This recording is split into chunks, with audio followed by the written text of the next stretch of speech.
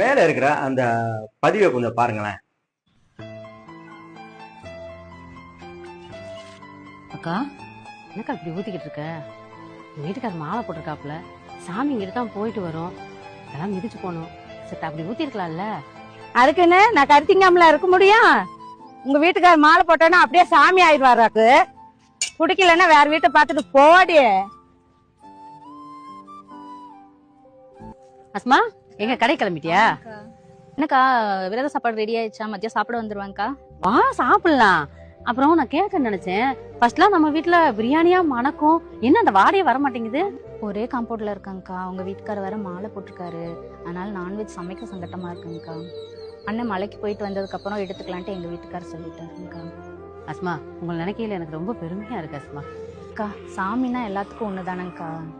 சரி, சாயந்தரம் மறக்காம சாப்பிட வந்துரு, சரியா? பிள்ளைங்களுக்கு கூட்டு வந்துரு. சரிடா.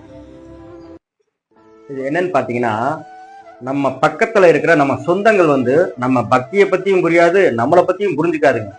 ஆனா நமக்கு எய்தாப்புல இருக்க மாற்று இனம் இருக்கு பார்த்தீங்களா, அவங்களுக்கு தான் நம்ம பக்தியை பத்தியும் நம்மளை பத்தியும் புரிஞ்சுக்கிறவங்க. சொந்தத்தை விட அக்கம் பக்கத்துல இருக்கவங்களே ரொம்ப உயர்ந்தவங்க. சரியாக்கா? சூப்பர்.